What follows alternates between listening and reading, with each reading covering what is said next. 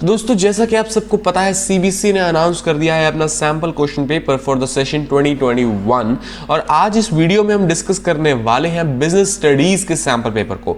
जी हाँ, हम इसका पूरा एनालिसिस कर देंगे और हम इसमें चेक करेंगे क्या क्या चीजें ऐसी हैं जो सीबीएसई ने लास्ट ईयर से अलग की है, क्या क्या चीजें ऐसी हैं जिनका हमें ध्यान रखना है if we want to score 100 और क्या क्या चीजें ऐसी हैं जो आसान हो गई हैं जिनसे हमारा बर्डन कम हो गया है। तो बिना देरी किए शुरू करते हैं। सबसे पहले आती है वही कॉमन जनरल इंस्ट्रक्शन, उसके बाद शुरू हो जाता है आपका एमसीक्यूज का सिलसिला, जहां पे मैं आपको हर बार कहता आया हूं कि भैया concept clarity is the key. Business studies को जो बच्चे इग्नोर करते हैं वो मत करो यार, थोड़ा थोड़ा टाइम दो और कॉन्सेप्ट्स अपने क्लियर रखो, क्योंकि ये 1 मार्क वाले क्वेश्चन आपके कॉन्सेप्ट्स ही निकलवाने वाले हैं। अगर आपके कॉन्सेप्ट्स क्लियर नहीं है तो कहीं ना कहीं आप इनमें आके अड़ जाओगे। 12 क्वेश्चन आते हैं आपके पास डायरेक्ट एमसीक्यूज, उसके बाद आता है एक unseen passage ISQ solar limited.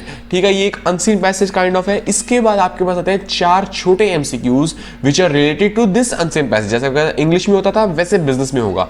इस केस स्टडी से जनरेट होंगे 4 क्वेश्चंस और उनका आंसर आपको देना है। फिर सेम एक और केस स्टडी यानी कि एक और अनसीन पैसेज है, उसमें से आपको 4 क्वेश्चन आएंगे, उनका आंसर देना है। ये हो गया आपके 20 एमसीक्यूज खत्म। 20 नंबर आपकी जेब में, इससे आसान कुछ नहीं होगा। और बात क्या आती है कि ये ऐसा हो गया, ये पॉसिबल कब है, जब आपके कॉन्सेप्ट सारे क्लियर होंगे। अगर कॉन्सेप्ट्स में कहीं ना कहीं कमी होगी तो ये चीज आप अच्छे से नहीं कर पाओगे। Then coming to 21st question, बिल्कुल सिंपल सा क्वेश्चन, लेवल ऑफ मैनेजमेंट पहचानना है जिसका बेसिक काम ये है और उसके 2 फंक्शन बताने आप बता दोगे। फिर इंटर्नशिप ट्रेनिंग और वेस्टिब्यूल ट्रेनिंग में फर्क बताना है आप बता दोगे। बिल्कुल इजी सा सिंपल स्ट्रेट फॉरवर्ड क्वेश्चन है बिना केस स्टडी वाला। उसके बाद 23rd क्वेश्चन में आपको एक लाइन दी हुई है, उसको या तो सपोर्ट करो या रिफ्यूट करो। अगर आप एग्री करते हो तो 2 रीजन दे दो क्यों एग्री करते हो, और अगर नहीं करते तो भी 2 रीजन दे दो क्यों एग्री नहीं करते। चॉइस में दिया हुआ है आपको एक स्टेटमेंट दी हुई है, उसमें से आपको पहचानना है कि मैनेजमेंट की प्रोसेस का कौन सा स्टेप लग रहा है और उसको आइडेंटिफाई कर दो, एक्सप्लेन कर दो। इतना सिंपल सा काम है यार, कर दोगे तो बिल्कुल इजी है। उसके बाद फिर से स्ट्रेट क्वेश्चन आ गया, सेबी के फंक्शंस बता दो या फिर मनी मार्केट के इंस्ट्रूमेंट्स बता दो, बता देना, कोई चक्कर नहीं है। फिर एक छोटी सी केस स्टडी है जहां पे आपको 2 ऐसे स्टेप बताने हैं जो इस स्टेप को फॉलो करते हैं, यानी कि उसके नीचे आते हैं। बिल्कुल सिंपल सी बात है।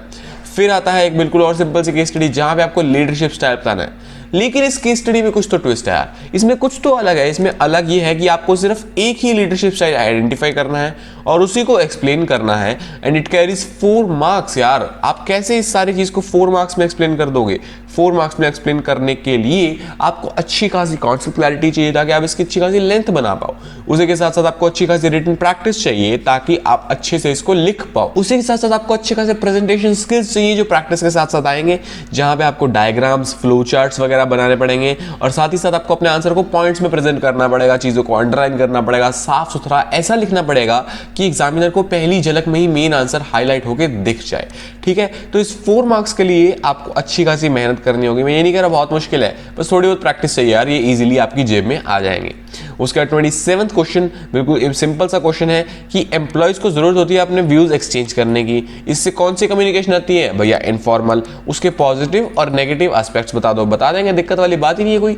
उसके बाद आती है बात identify and explain the elements of directing mention below. 2 चीज दी हुई है, ए और बी, इन दोनों सिचुएशन में डायरेक्टिंग का एक एलिमेंट दिया हुआ है, आपको उसको पहचानना है और एक्सप्लेन कर देना है, कर दो, क्या बड़ी बात है, बिल्कुल सिंपल चीज। 28th क्वेश्चन फिर से स्ट्रेट क्वेश्चन आ जाता है। 29th क्वेश्चन आपको जनरल एक क्वेश्चन दिया हुआ है जो प्रैक्टिकलिटी पे लिया, थोड़ा कोविड-19 से रिलेट कर दिया। ठीक है, सीबीएसई वाले चाहते हैं कि आप चीजों को रटो मत, आप चीजों को अप्लाई करो। इसी कारण से इन्होंने धीरज का नाम लेके कोविड-19 से रिलेट कर दिया। और ये क्वेश्चन है 9th यूनिट से, जहां आपको फिक्स कैपिटल में इन्वेस्टमेंट करने की बात बताई हुई है। वहां वो कहता है कि उसको लो इन्वेस्टमेंट करनी है, आप बताओ वो कौन सी टेक्निक की, कौन से फाइनेंसिंग ऑल्टरनेटिव्स की हेल्प लेके लो इन्वेस्टमेंट कर सकता है। बस सिंपल चीज आपको समझा देना है। ठीक है, किसी को भी किसी भी क्वेश्चन में कोई भी दिक्कत है तो मुझसे कमेंट्स में पूछ सकते हैं और इसके सैंपल पेपर और मार्किंग स्कीम यानी कि आंसर शीट जो सीबीएसई के थ्रू प्रोवाइडेड है, मैं उसको डिस्क्रिप्शन में डाल दूंगा, आप जाके चेकआउट भी कर सकते हैं। और आपको बता दूं कि मैंने अपने चैनल में पूरी बिजनेस स्टडीज डिटेल में एक एक टॉपिक करवा रखा है, अगर आपको चेक करना हो तो आप जाके देख सकते हैं, लिंक आई बटन में है। ठीक है, उसके 31st क्वेश्चन 6 नंबर का क्वेश्चन, भाई साहब बहुत रेयर होता है ये कि 6 नंबर में केस स्टडी ना आए। यहां पे सिंपल आपको 3 प्रिंसिपल्स दे दिए गए और कहा गया उनको समझा दो, बस आपको पहचानना नहीं है, सिर्फ समझाना है डायरेक्टली। बहुत अच्छी बात है। उसके बाद फिर से planning is worth the huge cost involved. क्या मतलब कि प्लानिंग में हम जो बड़े बड़े खर्चे करते हैं, क्या प्लानिंग की उतनी औकात है कि हम उस पर करें, या फिर उस पर किए हुए खर्चे वर्थ इट है, यानी कि उनकी उतनी वैल्यू निकल के आती है जितना हम उस पर खर्चा कर देते हैं। अगर हाँ तो उसके 4 रीजन बता दो, अगर ना तो उसके 4 रीजन बता दो। इसका आंसर हाँ में ही देना बेहतर है क्योंकि वही असली आंसर है। अब बात आती है कि इसके 4 रीजन कैसे बताइए भैया, पॉइंट्स में समराइज कैसे करें। यही चीज आपको समझनी है कि क्वेश्चन हमेशा आपसे स्ट्रेट फॉरवर्ड नहीं पूछा जाएगा, आपसे घुमा के भी पूछ सकते हैं।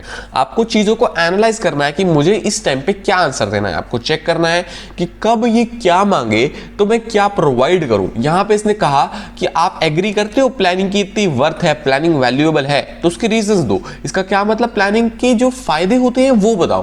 प्लानिंग के फायदे हमारे सिलेबस में डायरेक्टली नहीं है, लेकिन प्लानिंग की इंपॉर्टेंस तो है ना। हम प्लानिंग की इंपॉर्टेंस के कोई भी 4 पॉइंट्स बता सकते हैं, बिल्कुल सिंपल ही। अगला इसी के चॉइस में क्वेश्चन दिया हुआ है कि जब प्रोजेक्ट थोड़ा इंपॉर्टेंट होता है तो ज्यादा ऑल्टरनेटिव्स डिस्कस होते हैं, तो उन ज्यादा ऑल्टरनेटिव्स को डिस्कस करने का चीज, तो उन ज्यादा ऑल्टरनेटिव्स को डिस्कस करने वाली बात प्लानिंग के प्रोसेस के कौन से स्टेप में होती है, वो स्टेप बता दो, समझा दो, और उसके नीचे वाले जितने भी स्टेप्स हैं जिनको आगे फॉलो करना पड़ेगा वो भी समझा दो 6 नंबर में।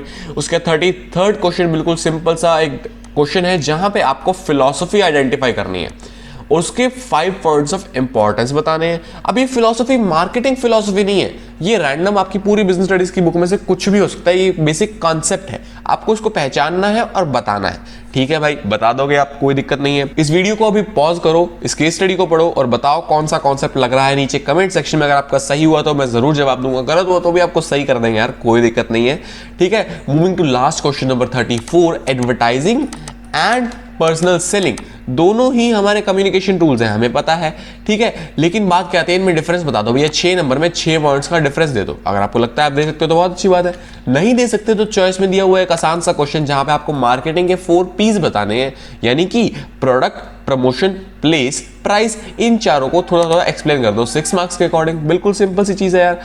जिस बच्चे को थोड़ी बहुत आइडिया है कि लास्ट ईयर तक पेपर कैसा आता था, उसको पता है कि क्या फायदा हुआ है और मेरा थंबनेल क्लिकबेट नहीं है।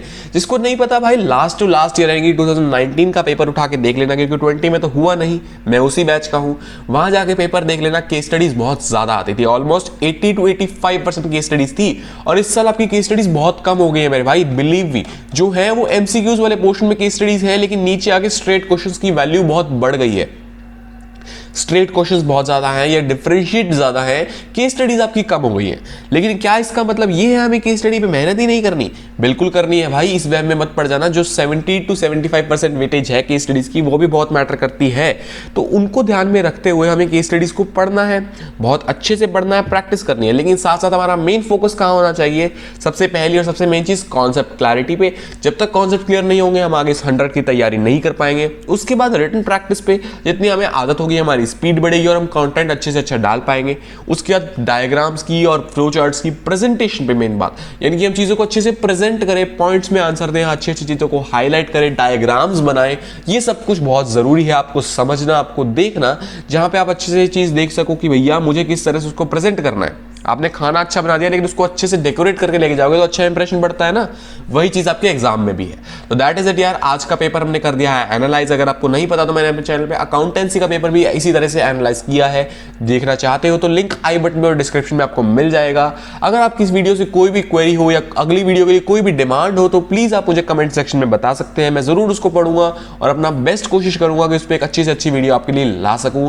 तो धन्यवाद दोस्तों मेरी वीडियो को एंड तक देखने के लिए। अगर आपको अच्छी लगी तो लाइक शेयर करके अपना प्यार दिखा सकते हैं, और अगर आपको और भी कुछ वैल्यूएबल लगा, ऐसा कंटेंट और चाहते हैं तो चैनल को सब्सक्राइब कर दो ताकि अगली वीडियो जब भी आए आपको पता लग जाए। इस एंड स्क्रीन पे क्लिक करके आप अकाउंटेंसी वाली वीडियो पे जा सकते हो।